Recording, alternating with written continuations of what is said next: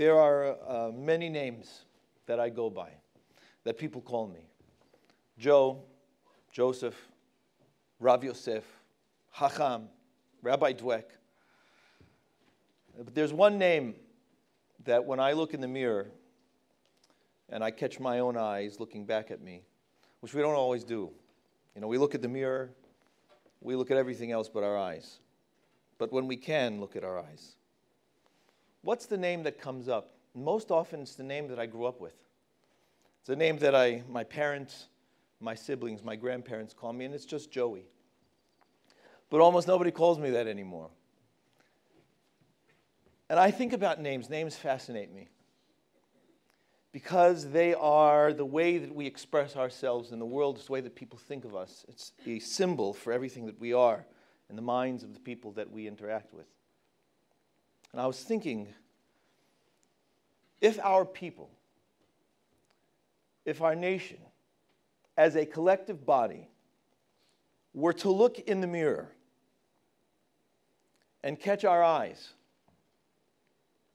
what would be the name that we most deeply identify with? And I don't think that it's Jew. I would suggest that it's something else.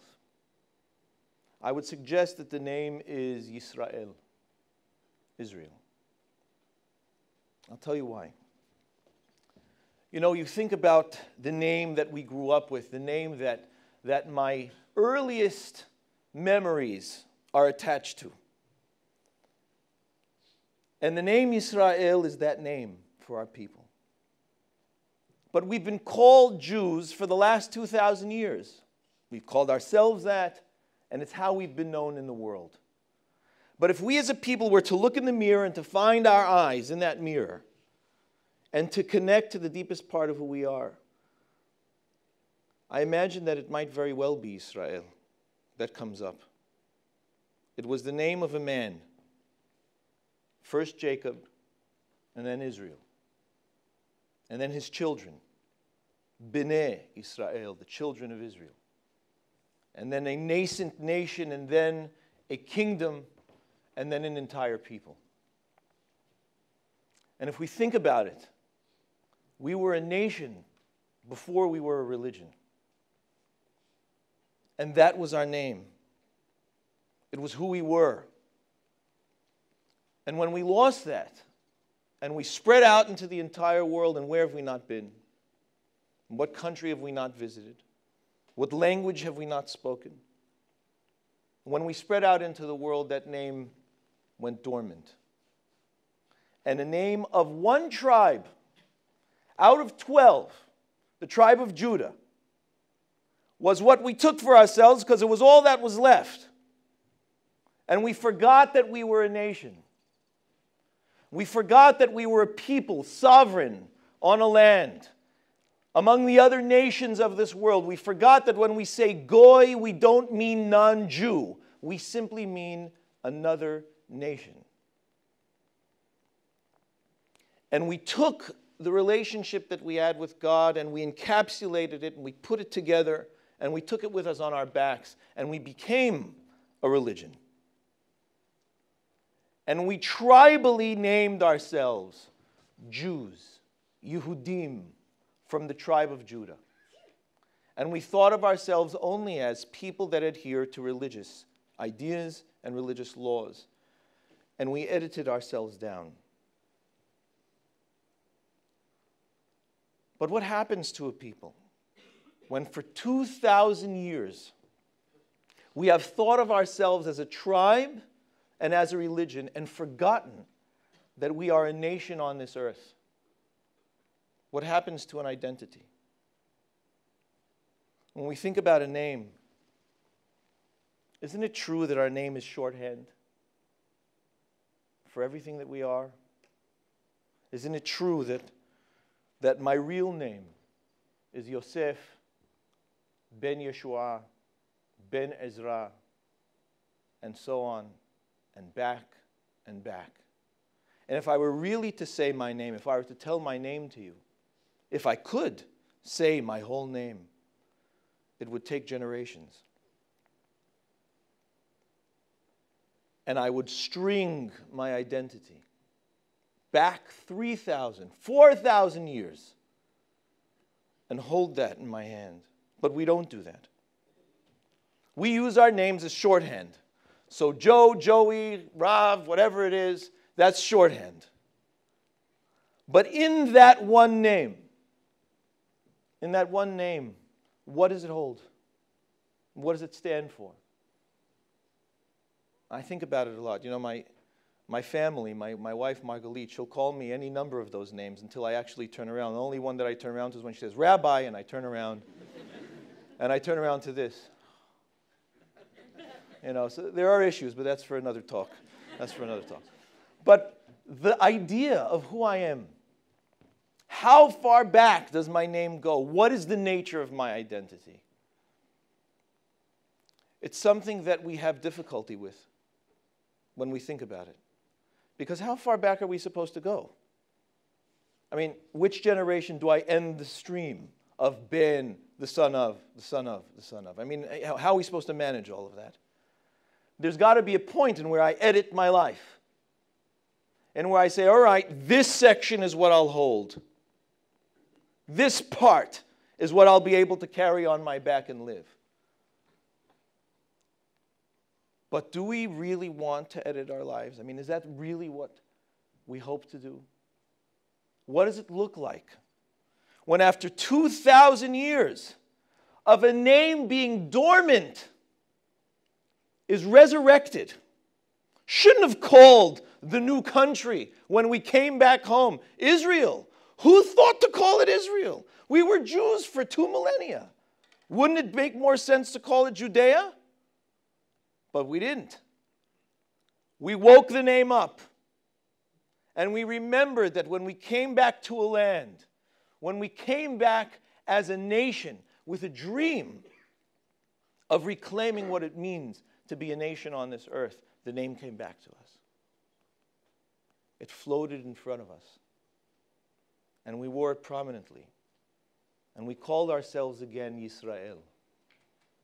And how much wider is it? And how much broader is it? How much deeper is it? How much more does it encompass than simply Jew? Now, don't get me wrong. Jew is meaningful. It's part of who we are.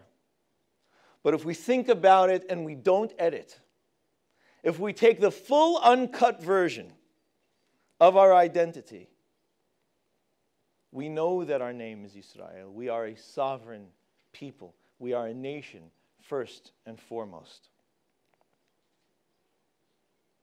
And when we think about ourselves that way, when we look in the mirror and we see our eyes, when we think about ourselves that way, we have room to be able to accommodate and to encompass everything that we are.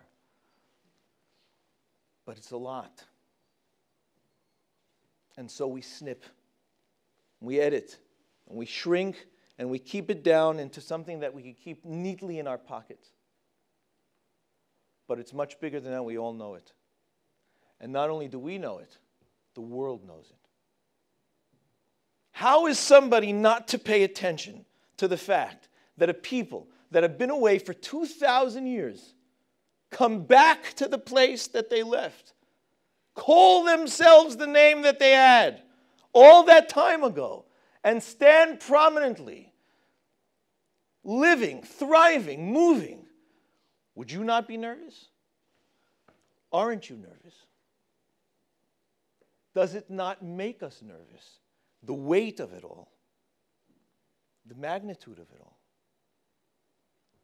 I don't know about you, but you ask me, Moses could come back down and split the sea 100 more times.